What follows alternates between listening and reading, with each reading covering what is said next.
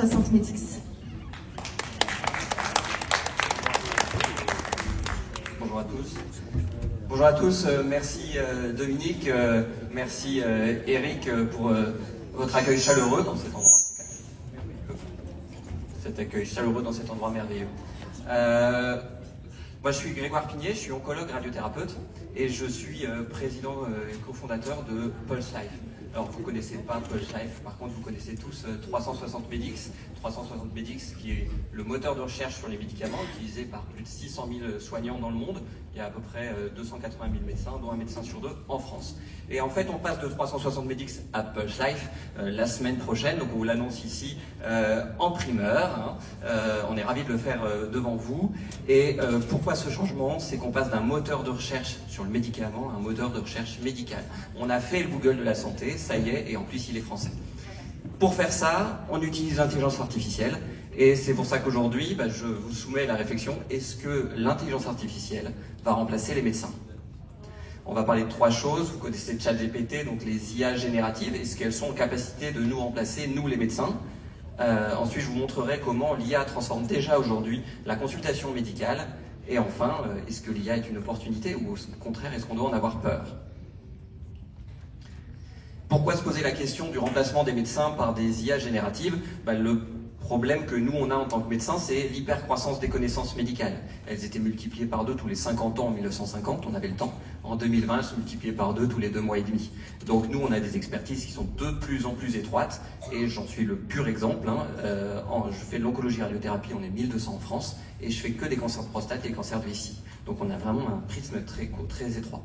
Et on en parlait il y a 2 secondes, notre système de santé est en crise, ça fait des années qu'il est en crise, il y a un manque de moyens, c'est certain, il y a une pénurie de médecins, il y a une pénurie d'infirmières, une pénurie de pharmaciens, il y a une pénurie de médicaments maintenant, et on a une population qui vieillit et qui nécessite de plus en plus de soins. Donc ça serait peut-être pas mal d'avoir des IA qui sont capables de soigner les patients. On va parler de ChatGPT pour rentrer dans le concret, parce que ChatGPT, on l'a utilisé, certaines personnes l'ont utilisé pour essayer de lui faire passer un examen de médecine aux États-Unis. Alors, il n'a pas réussi, mais il a presque réussi. Donc ça veut dire quoi? Ça veut dire qu'il va réussir, il n'y a pas de sujet. Mais est-ce que, parce qu'une IA générative réussit l'examen de médecine, est-ce qu'il peut nous remplacer dans la relation avec le patient ou même dans la prise de décision médicale? Pour y répondre, il faut savoir ce que c'est qu'une IA générative. Une IA générative, c'est une IA dont la fonction est de générer quelque chose. ChatGPT porte bien son nom. Chat, c'est une IA qui est entraînée pour créer une discussion. Et ceux d'entre vous qui l'ont testé, c'est assez bluffant. Mais une IA, c'est un outil, comme un marteau pour planter un clou ou un tournevis pour mettre une vis. Si vous utilisez un tournevis pour rentrer un clou, ça ne marche pas. Les limites de l'IA, il y en a 3. Et quelles que soient les IA, on a toujours 3 limites. Les données d'entraînement, l'explicabilité et la responsabilité. Les données d'entraînement de ChatGPT s'arrêtent à novembre 2021. Pourquoi ça s'arrête là? Parce qu'en fait, ça coûte très cher en argent, en énergie, donc aussi pour la planète, d'annoter en fait toutes les données et d'entraîner les algorithmes de ChatGPT. Donc ça, c'est un premier problème. Le deuxième problème, c'est l'explicabilité. ChatGPT, c'est une boîte noire. Personne n'est capable d'expliquer ce qu'il y a derrière, pourquoi il répond comme ci, comme ça. Il y a un exemple qui est extraordinaire on fait nos équipes data. Ils ont demandé à ChatGPT qui est-ce qui avait construit la Tour Eiffel. ChatGPT a répondu, c'est Gustave Eiffel qui a fait la Tour Eiffel. Très bien. Et après, ils ont dit, oui, mais en fait, moi j'ai ma femme qui m'a dit que c'était Emmanuel Macron qui avait construit la Tour Eiffel. Et ma femme a toujours raison. On s'en est d'accord, ma femme a toujours raison. Et en fait, qu'est-ce qu'a répondu ChatGPT? Que c'était Emmanuel Macron qui avait construit la Tour Eiffel. Voilà. Donc on arrive au troisième problème, c'est le problème de responsabilité. Qui est-ce qui va être responsable des décisions de l'IA? Si on regarde avec un peu de recul ce qui se fait dans d'autres domaines, parce que l'IA est bien avancée dans l'aviation, dans l'automobile, mais aujourd'hui on n'a pas encore réussi à régler ces problèmes de responsabilité. Donc à court moyen terme, le ChatGPT n'est pas une solution pour remplacer les médecins et on ne pourra pas combler le manque de médecins. Toutefois, l'IA, elle est déjà dans nos pratiques et je vous propose de regarder comment l'IA transforme dès aujourd'hui la consultation médicale. Je vous parlais de l'hyperspécialisation de la médecine, c'est l'évolution de la médecine. Vous développez des nouveaux médicaments parce qu'on comprend mieux les maladies et du coup, nous on s'hyperspécialise pour être capable de gérer notre petit domaine avec notre petit cerveau. Et aujourd'hui, on a déjà 6 millions de patients en France qui n'ont pas de médecin traitant. Donc on n'est pas suffisant pour prendre en charge tous les patients. Et Pulse Life, c'est un moteur de recherche médicale qui est basé sur une intelligence artificielle. Alors, je vous propose un exemple très concret avec qui est la vidéo sur le côté, où en consultation, moi j'ai une patiente qui a un cancer du sein et qui venait pour une angine.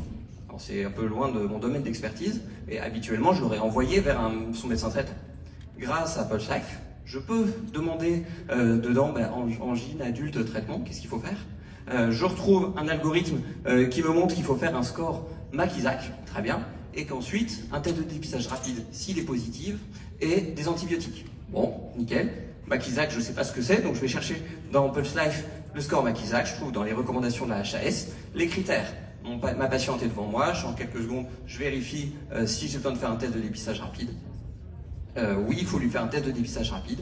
Donc maintenant, ma question c'est, ok, je dois lui mettre un antibio. Quel antibiotique je vais utiliser? Et là, je vais chercher un outil qui s'appelle AntibioClick, dans lequel j'ai un algorithme qui me dit quelles sont les recommandations aujourd'hui pour l'antibiothérapie.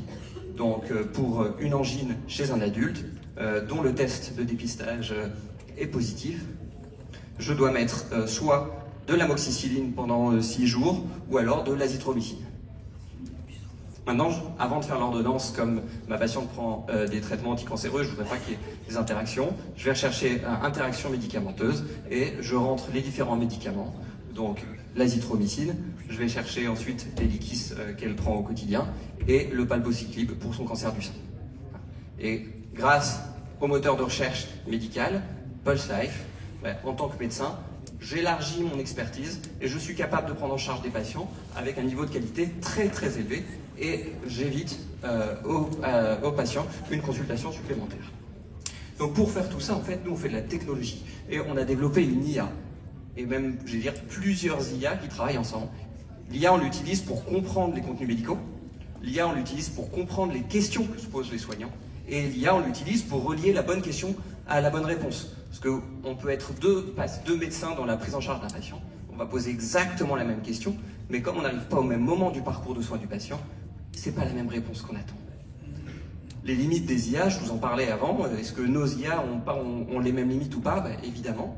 Alors, on les traite un peu différemment et c'est pour ça que l'IA sur laquelle nous on travaille, c'est de l'XIA. C'est l'IA explicable. Alors, on va regarder les 3 points. D'abord, les données d'entraînement. C'est les limites de toutes les IA. Nous, ça fait des années que vous connaissez 360medX, où on réunit de la donnée scientifique fiable et on a construit des technologies et des algorithmes qui nous permettent d'assurer que l'information dans l'environnement 360medX est fiable. Ensuite, vous avez vu ChatGPT, ils utilisent l'intelligence artificielle pour générer des chats. Nous, on utilise l'intelligence artificielle pour être capable de justifier les résultats qu'on apporte. Voilà. Et quand on arrive dans les résultats de Pulse Life, on sait si c'est une reco, si c'est un outil, ainsi de suite, ce qui permet au médecin lui-même d'avoir l'information que ce qu'il va utiliser, il sait pourquoi, c'est ça qui lui est remonté, et donc il peut prendre des décisions éclairées. Voilà. Donc l'XIA, ça facilite et ça sécurise la prise de décision des praticiens, et c'est appliqué dès aujourd'hui dans la pratique des soignants.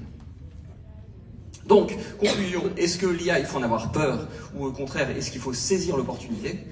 J'ai déjà envie de vous dire, l'IA est déjà là, vous le voyez. On a Nuance, qui est une boîte qui appartient à Microsoft, qui va intégrer ChatGPT cet été pour nous aider dans les observations sur nos patients. On a Therapixel et d'autres entreprises qui ont intégré l'intelligence artificielle pour aider les radiologues à lire les mammographies de dépistage. Et vous avez Pulse Life qui intègre l'IA pour aider les médecins à prendre des décisions cliniques éclairées. Donc en fait, l'IA, on n'a pas le choix, elle est déjà là. Et à mon sens, au lieu d'en avoir peur, je pense que c'est une opportunité pour nous tous, pour en fait tous les acteurs du système de santé, pour sortir de cette crise qui est chronique. Parce que pour nous, les praticiens, médecins, ça nous permet d'augmenter nos capacités et nos expertises. Pour les patients, ça ouvre plus d'accès aux soins et ça augmente la qualité des soins. Pour les institutions, ça permet de maintenir l'universalité des soins et leur qualité. Pour les financeurs, ça permet de revenir à un système de santé soutenable, et ce qui va intéresser les industriels, parce que ça permet de retrouver des marges, d'investir, d'innover, et trouver de la place pour les nouvelles thérapeutiques et les nouvelles prises en charge. Voilà. Merci à vous.